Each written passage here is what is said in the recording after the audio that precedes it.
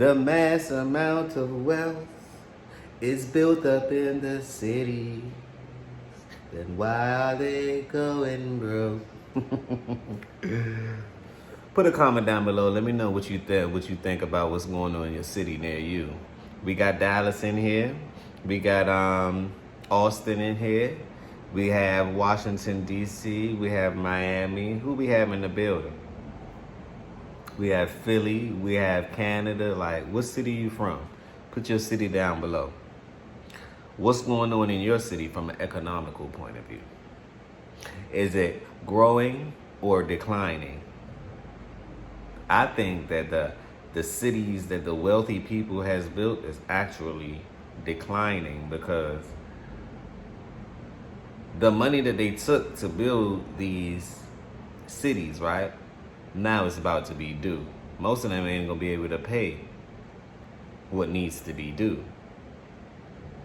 But that's a whole nother conversation. Watch this. This is from CNBC.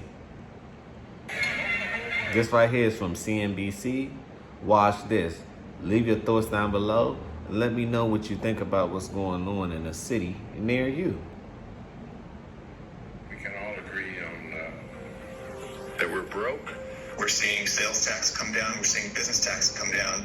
And stays in our hotels come down.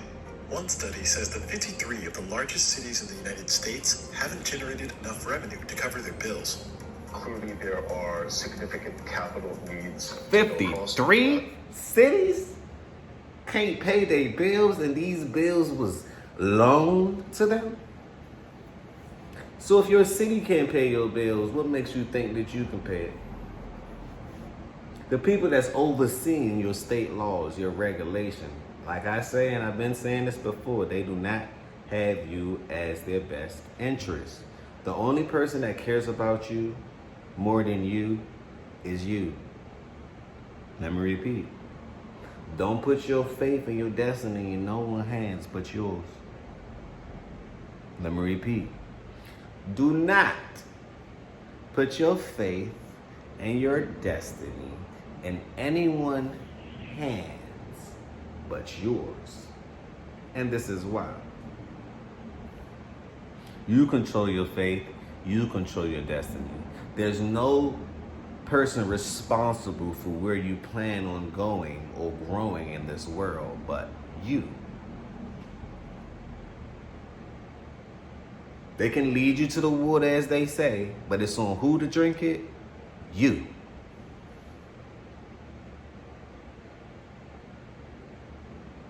So why would you let these governors tell you what's best for you, knowing that they don't have you as the beneficiary, or they're working on your behalf? They're not. They're using your money to get closer to their dreams and their goals. That's what lobbying is. That's what regulations are. Put a 1 down in the chat, right? If your city is thriving. Put a 2 in the chat if your city is surviving. Put a 3 in the chat if you're not even in the city, you're in the country. But let's continue. CNBC did a wonderful job on this. Several cities have spent years taking on debt to fund services, and now some public officials are reining in spending. We've got to be careful because you don't want to get into too much debt. Rising debt may lead to dirtier streets, fewer public services, and tough decisions from public officials that need to make ends meet. Y'all see Eric Adams? Y'all see Eric Adams right there? That's another city going down the hill. New York, with the migrant crisis. At least clean the city up before they get here. Don't try to clean the city up after they about to mess it up again. You're not going to be able to afford to clean it up at that point. To me, America is in charades. Stick to your group of people, your tribe that's moving in your direction, and everyone else could not enter, because there's no point. You can't risk it anymore. Can we talk about it? Let's discuss. A cash flow problem. They may be able to count on some revenue growth. Increasing taxes may be an option. Short of that, they're going to have to cut services or benefits. Why are so many U.S. cities going broke?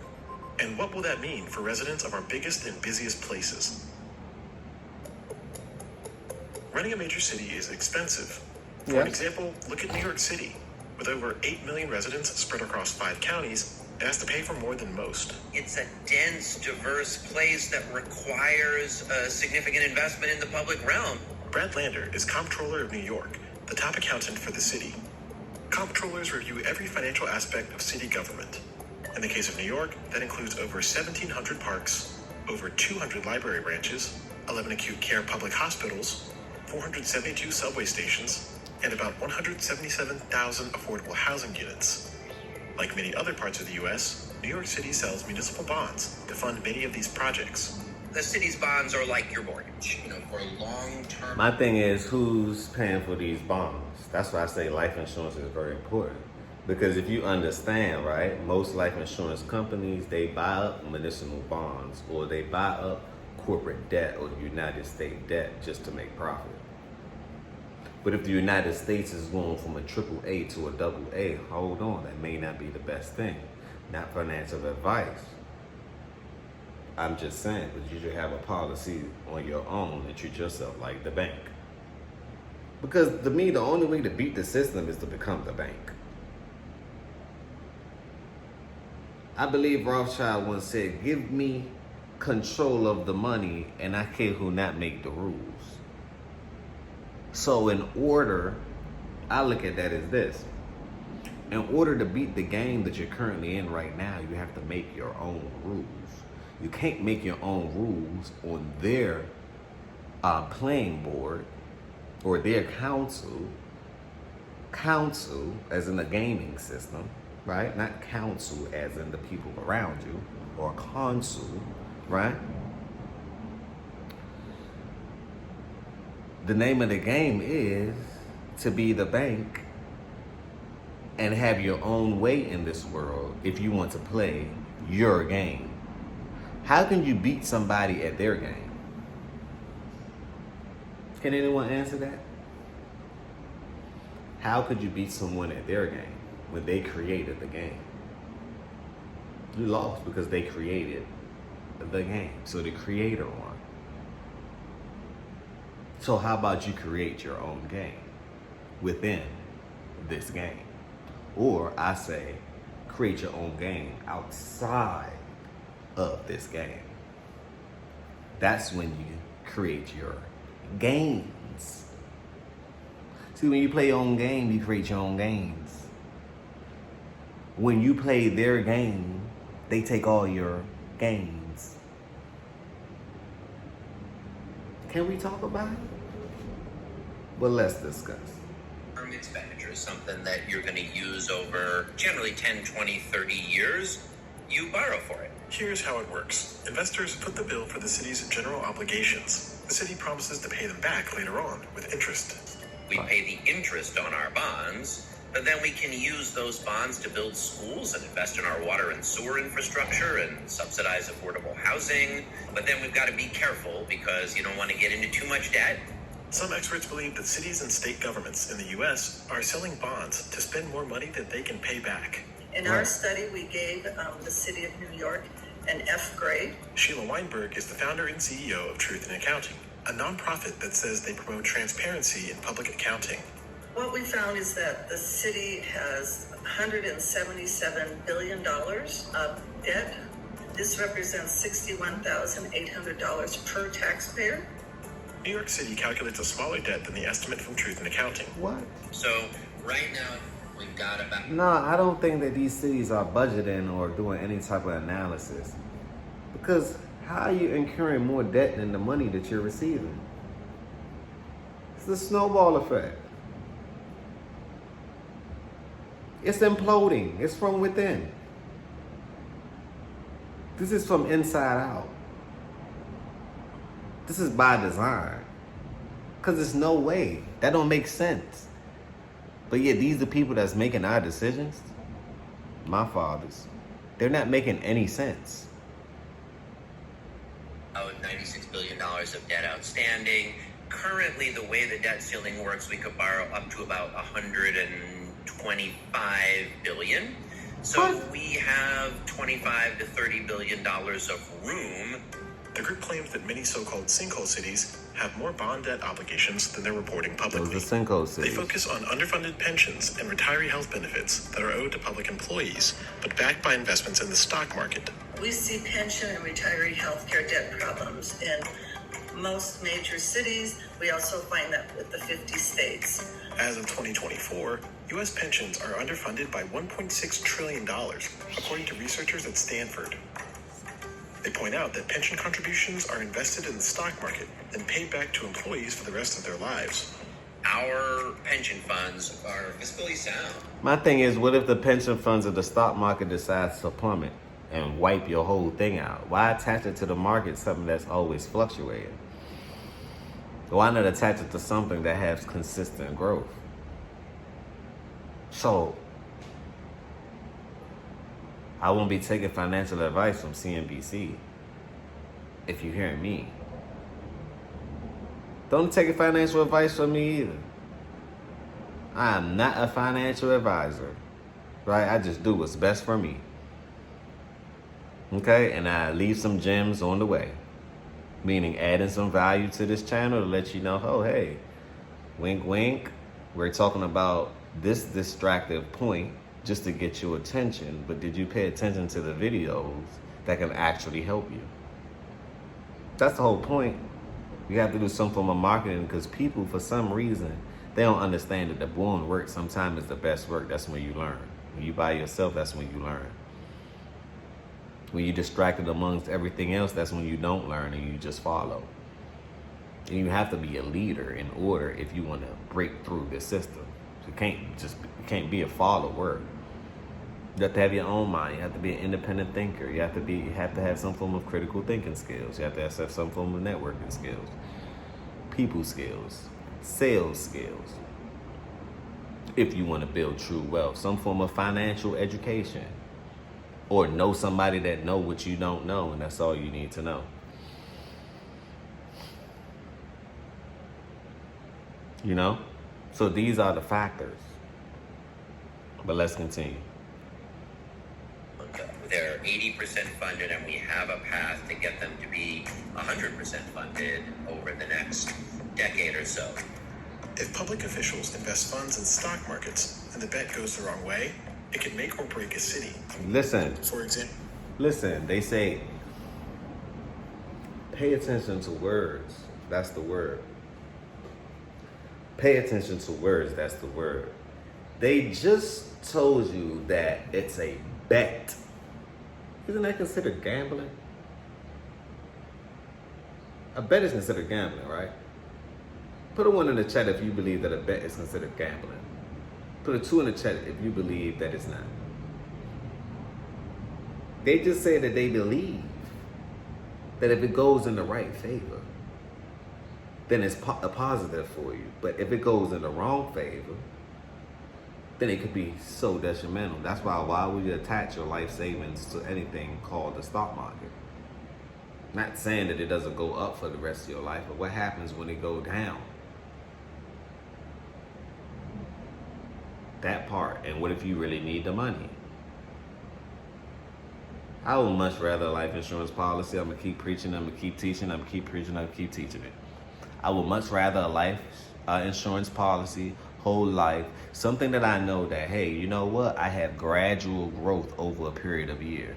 I don't have to have high risk growth, 12, 13, 14, 15, 100% gains in like 4 seconds.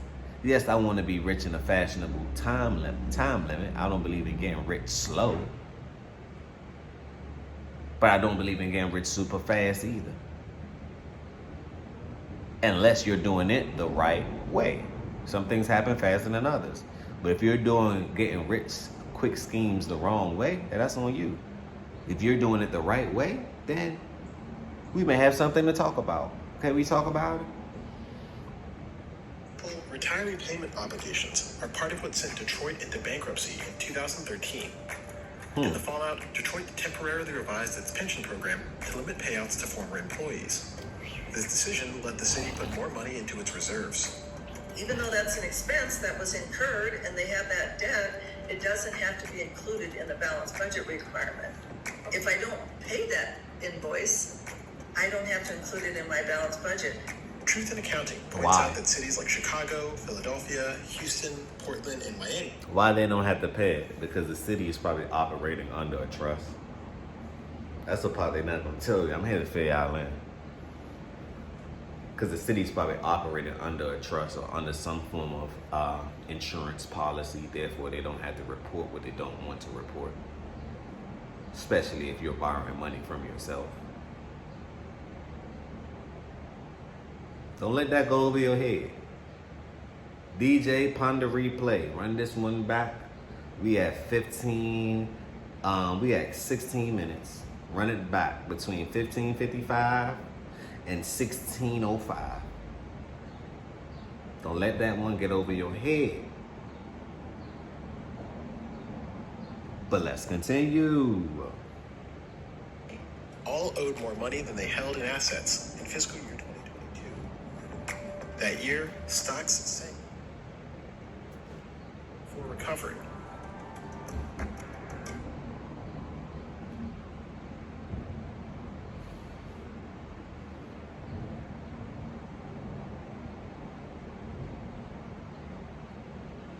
As a result, cities from coast to coast have had to tamp down on spending to balance their budgets. Mr. Mayor. Yes.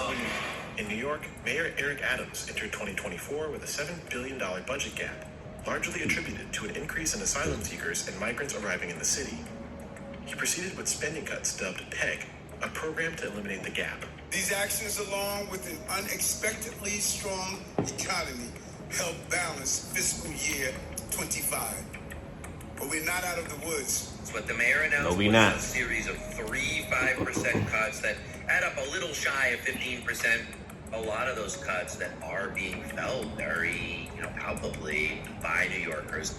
For example, the city comptroller says funding cuts for public education will end some class offerings at the City University of New York, while increasing class sizes. Well, I mean, the public educational system need to be eradicated anyway, so I'm not mad about that part. It's just what's the parents gonna do now when you got a homeschool, online school? Well, you know what? More businesses should be created because of this problem. Next. Additionally, many libraries in the city are cutting their hours. There's not one neighborhood library left that's still open 7 days a week. Obviously, if you work during the week and the weekend is when you can get there with your kids, that can be really devastating. The mayor's budget also cut funding for programs that provide an alternative to incarceration, a policy that reduced strain on New York City's jails. So, yeah. My thing is, why would they do that? You did that just to put more money inside of whose pocket? Inside of the people, the private industry that owns the jail. Because if you're going to cut the program, knowing the data, you know that more people are going to go to jail, especially because of financial crisis. So come on now, these games that they play, come on, it's see-through. History repeats itself. All you got to do is look. Pay attention.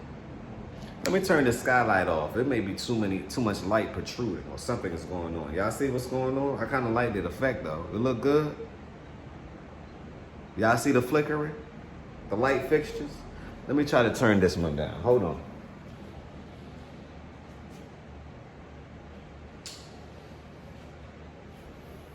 Cause the light on bling blow. Y'all see the light? The light is on.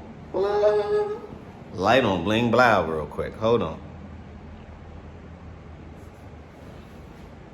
Alright, well, why the light on bling blow? I kind of like it. The effect is going in and out. I kind of like it, but let's get busy. You have to make hard choices in budgeting, but it really is important not to be penny wise and pound foolish. The city governments of Portland, Oregon, Washington, D.C., and Los Angeles are all cutting back on spending too. You have upward pressure on wages and downward pressure on city revenues. That creates a gap that we are facing right now that we need to fill. So we're paying for positions that are not filled and are delivering no services. That's a practice that we need to pull back on if we're going to have a balanced budget. The Los Angeles County government sees stagnant revenue growth in 2024 and beyond. which it says will sharply limit its ability to fund existing obligations, let alone new programs. And in Portland, leaders see a fiscal cliff ahead as there are no funds left to address existing financial issues. The demand for resources continues to surpass availability within the city. Cities often use credit to raise money from investors in the bond market. Portland, for example, has a AAA credit rating, which could make it an enticing place to park cash. Interest earned by owners of municipal bonds is exempt from federal taxation, which helps to lower the overall cost of borrowing for state and local government issuers.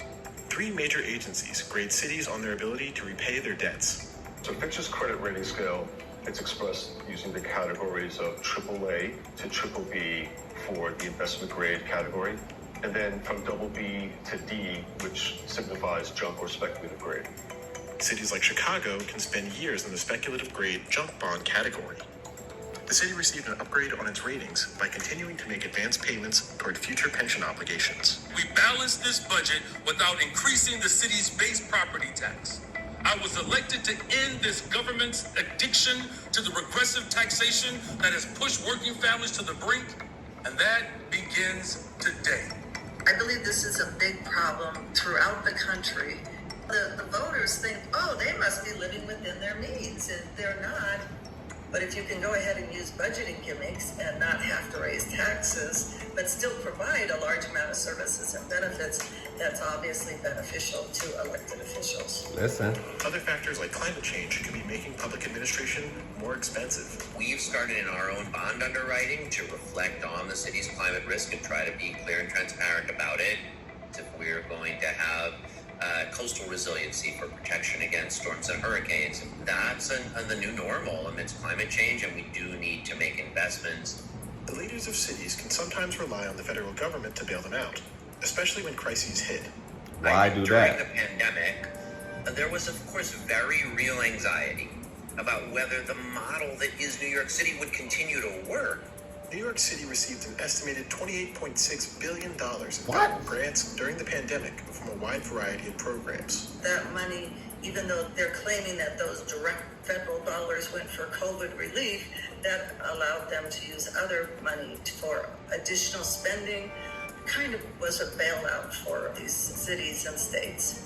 Tax revenues are projected. But look what's happening now, though. They had a bailout then, and it seemed like they still need help now. How many times do you have to bail these people out before y'all get the message? They're bad money managers.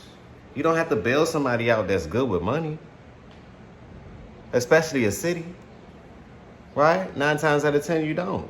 You have to bail people out that's not so good with money, that needs help. Let me turn this backlight on. It was too much glare.